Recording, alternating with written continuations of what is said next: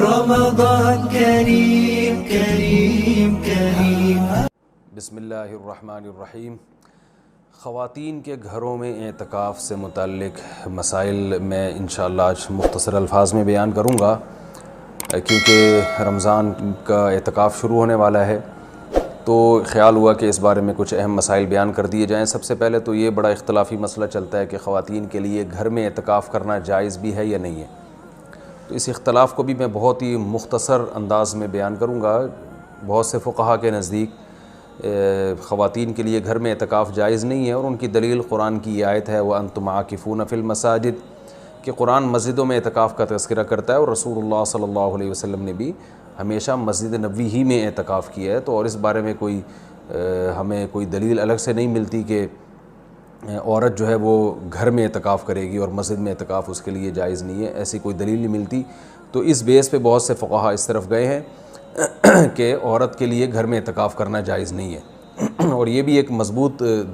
مذہب ہے، اس کو بالکل کالعدم قرار دینا ٹھیک نہیں ہے۔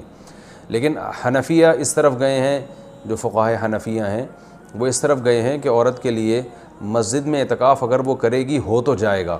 لیکن مکروہ ہے، ناپسندیدہ ہے، اور جو علماء عورت کے مسجد میں اعتکاف کے قائل ہیں ان میں بھی بہت بڑی جماعت اس کو ناپسندیدہ بہرحال کہتی ہے، جیسے امام شافعی نے مکروہ لکھا ہے کہ عورت کے لیے مسجد میں اعتکاف کرنا مکروہ ہے۔ عرب کے بھی آج بہت سے علماء اس کے قائل ہیں کہ فتنے کی وجہ سے عورت کو مسجد میں اعتکاف سے روکا جائے گا۔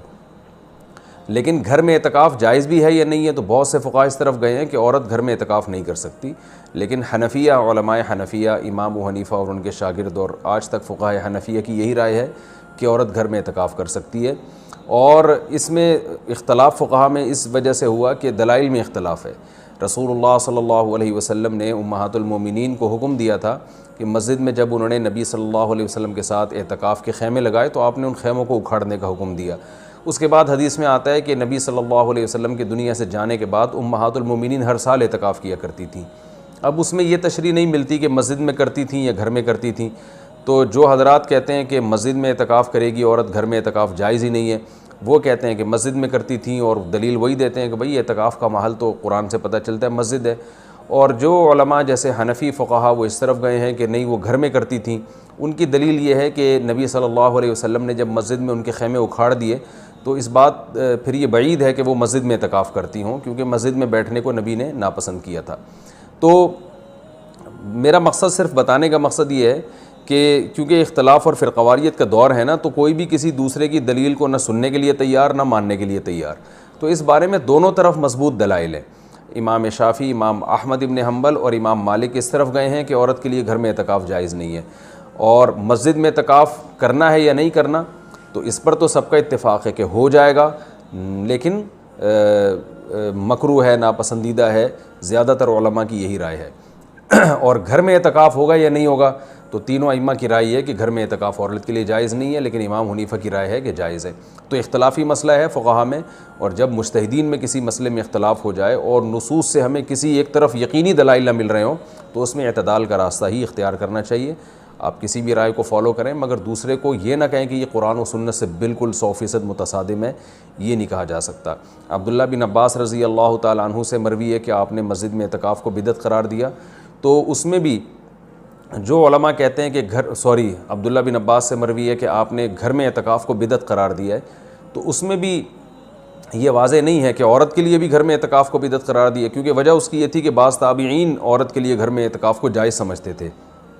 تو عین ممکن ہے کہ عبداللہ بن عباس کا مقصد ان لوگوں پہ رد کرنا ہو کہ جن لوگوں نے مردوں کے لیے گھر میں اعتکاف کو جائز کر دیا، ان کے عمل کو بدعت قرار دے رہے ہو۔ بہرحال مختصر میں جو خلاصہ میری بحث کا یہی ہے کہ دونوں طرف دلائل ہیں، اور دونوں طرف کسی بھی رائے کو آپ ایسے نہیں کہہ سکتے کہ بس یہی عین قرآن و سنت ہے اور باقی سراسر گمراہی ہے۔ کسی بھی کی بھی کوئی رائے ہو، کسی کی وہ اپنی رائے کو بیان کر سکتا ہے۔ تو ہمارے ہاں بر صغیر میں چونکہ فقہ حنفی کو فالو کیا جاتا ہے، تو اس لیے خواتین مسجدوں میں گھر میں بہت بڑی تعداد میں اعتکاف کرتی ہیں، تو اس لیے میں نے سوچا کہ میں گھر میں جو خواتین اعتکاف کریں گی ان کے مسائل میں بیان کر دوں، کیونکہ بہت زیادہ اس بارے میں سوالات پوچھے جاتے ہیں۔ جو خواتین گھر میں اعتکاف کریں گی وہ گھر میں ایک مخصوص کمرے کو جس میں عام طور پہ وہ نماز پڑھتی ہیں وہ خاص کر دیں، کیونکہ بہت سی خواتین یہ پوچھتی ہیں کہ ہم پورا گھر ہی اگر فرض کر لیں اعتکاف میں، تو میں ان سے کہتا ہوں پھر پورا محلہ ہی فرض کر لیں، تو اس میں کیا جا رہا ہے؟ تو ایسا نہیں ہوتا کہ پورا گھر یا پورا محلہ، اعتکاف کا ایک خاص مقصد ہوا کرتا ہے، وہ مقصد پورا گھر کو متعین کرنے سے حاصل نہیں ہوگا۔ تو ایک مخصوص کمرہ اپنے لیے متعین کر لیں، اور وہ کمرہ جس میں عام طور پہ وہ نماز پڑھتی ہیں۔ پھر اعتکاف کے مسائل وہی ہیں کہ اعتکاف کی حالت میں بلا ضرورت شدیدہ اس جگہ سے باہر نہیں جا سکتی، جو انسان کے ضروری حاجات ہیں ان کے لیے جا سکتی ہیں، قضائے حاجت کے لیے گھر سے اس کمرے سے باہر نکل سکتی ہیں، کھانا لینے کے لیے، جیسے کھانا پہنچانے والا کوئی نہیں ہے تو کھانا لینے کے لیے بھی جا سکتی ہیں، اگر کھانا پکانے والا کوئی نہ ہو یا ہو مگر وہ پکانے کے لیے تیار نہ ہو تو کھانا پکانے کے لیے کچن میں بھی جا سکتی ہیں، پکائیں اور واپس اپنے کمرے میں لا کے کھائیں۔ اس کمرے میں جو شادی شدہ خواتین ہیں وہ شوہر بھی آ سکتا ہے اس کمرے میں، لیکن وہ خود باہر نہیں جا سکتی، لیکن میاں بیوی کے جو ازدواجی تعلقات ہوتے ہیں وہ اعتکاف کے دوران بالکل ناجائز ہیں، ان سے اعتکاف ٹوٹ جائے گا۔ تو اور بھی کوئی محرم رشتہ دار وہ اس کمرے میں ان سے آ کے ملاقات کر سکتے ہیں، بات چیت کر سکتے ہیں، لیکن وہ بلا ضرورت شدیدہ اس کمرے سے باہر نہیں جا سکتی، کمرے میں رہنا پڑے گا ان کو، اور اس میں وہ بات چیت بھی کر سکتی ہیں، اپنا کوئی دنیا کا کام بھی کر سکتی ہیں، کوئی سلائی کڑھائی بھی کر سکتی ہیں۔ اور اصل میں اعتکاف نام ہوتا ہے اپنے آپ کو باؤنڈ کر لینے کا،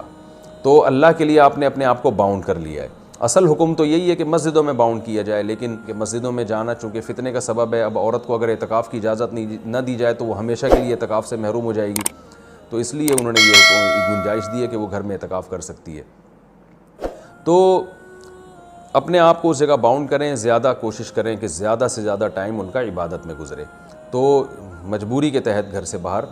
اس کمرے سے باہر نکلا جا سکتا ہے، اور اس کمرے میں کوئی بھی جا کے جو بھی محرم ہے ان کے پاس بیٹھ سکتا ہے، بات چیت کر سکتا ہے، بچے بھی آ سکتے ہیں وہاں پہ، ان بچوں کی کوئی خدمت کرنی ہو، جیسے ان کو کھلانا ہو، ان کو پڑھانا ہو، وہ اس کمرے میں بیٹھ کے خواتین کر سکتی ہیں جو اعتکاف میں بیٹھی ہوئی ہیں۔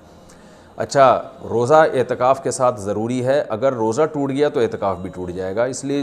جن خواتین کو اعتکاف کے ایام میں مینسز آ جاتے ہیں تو ان کا روزہ بھی ٹوٹے گا، ساتھ ساتھ اعتکاف بھی ٹوٹ جائے گا۔ تو خواتین جب 10 دن کا اعتکاف کریں تو اس بات کا اہتمام کریں، ان کو اپنی تاریخیں معلوم ہو اور ان کو یہ اطمینان ہو کہ ان 10 دنوں میں وہ پاکی کے ایام میں رہیں گی، ان کو